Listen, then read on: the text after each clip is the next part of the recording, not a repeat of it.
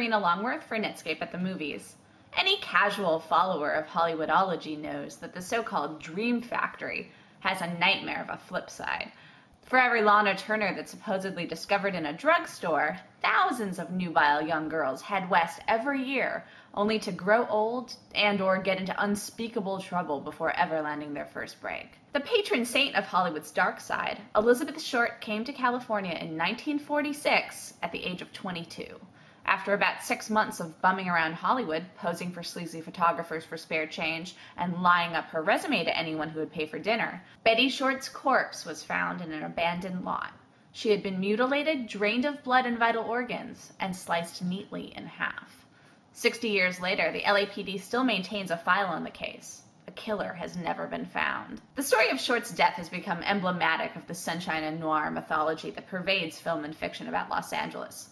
Countless books have been published on the subject of the so-called Black Dahlia murder, each one claiming to solve the case, and implicating everyone from Orson Welles to Woody Guthrie in the process. In 1987, James Ellroy published a fictional take on the murder, which incorporated Betty's death into an intricately woven noir fabric that included police corruption, sexual perversion, and the author's anxieties over his own mother's death. Now that book has been turned into a film by director Brian DePalma.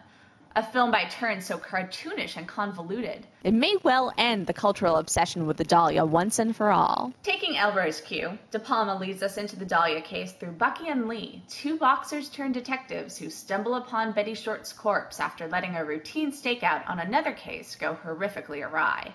Bucky and Lee are played by Josh Hartnett and Aaron Eckhart, who are an oddly well-matched pair. Pretty boy non-actor Hartnett is actually incredibly well cast as Bucky. The actor's unwavering blankness suits a protagonist who can never quite seem to keep up with all the criminals around him. And Eckhart, the most inexplicably overpraised over-actor in movies today, is given more than ample opportunity to mug and strut as Loose Cannon Lee, a manic nice guy who definitely has some issues with women and who may or may not be addicted to speed. Lee lives with Kay, a voluptuous blonde played by Scarlett Johansson, but for reasons that go largely unexplained, the two are not romantically involved.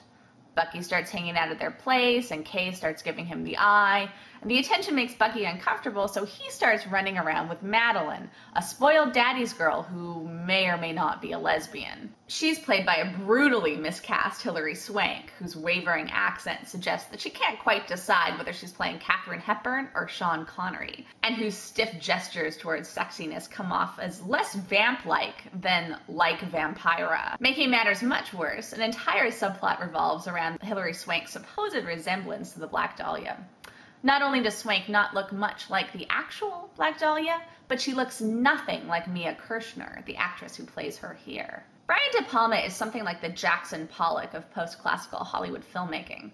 His movies are always messy, often disturbingly beautiful, and almost unfailingly completely impenetrable to the casual viewer. He's made a lot of great films, such as Scarface and Carrie, but he's also made a lot of crap. He's a self-styled Hitchcock devotee, a technical virtuoso who has taken that master's obsession with sex and psychology to untold visual extremes. But he's also been known to take the homage too far. In a recent interview, DePalma poked holes in Vertigo's plot structure as a way of explaining away his own sloppy hand at crafting narrative. For most of its 2+ hours, The Black Dahlia feels like a pastiche of film noir basics in desperate need of a coherent point of view. As the various crimes and potential killers start to stack up and overlap and meld together, it becomes impossible to keep track of who's in bed with who, sometimes literally. The stakes just aren't very high here. We know that any solution that the film is going to offer to the Dahlia's death is going to be pure fiction. But that doesn't make it any less insulting when the movie morphs into high camp when it comes time to throw that solution onto the table. At once visually stunning and laughably incoherent, by turns compelling for its over-the-top oddness and a devastating bore, The Black Dahlia is definitely one for the DePalma time capsule. Nothing stays buried forever. Nothing. But it's also only the second best neo-noir about mid-century Hollywood currently out in theaters. So unless you're a DePalma completist, you may want to go see Hollywoodland instead. For Netscape at the Movies, I'm Karina Longworth.